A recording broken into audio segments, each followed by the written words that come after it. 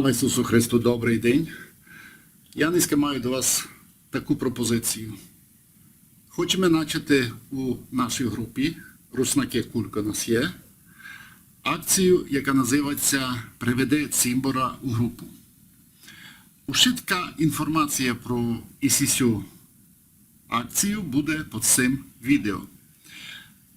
Айбо тот челяднико приведе найбільше у групу цимборів, дістане такий приз. А то такий малий прапорчик, який кладеться на стіл. Далі великий прапор.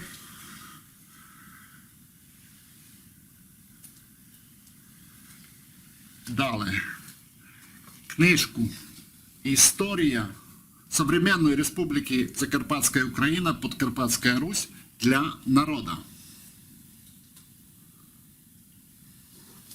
І файну книжку пана Івана Чижмаря «Народні співанки, музика і танці русинов виходного Словенська».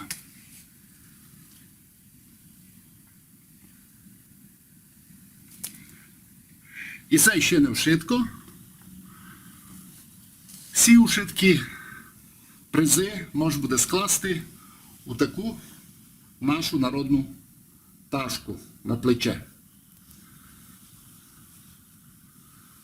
Частовані, вступайте у групу, і ко набере найбільше число приглашених цимборів, дістане всі ушитки призи, ми їх ушлемо по новій пошті, сконтактуємося з вами.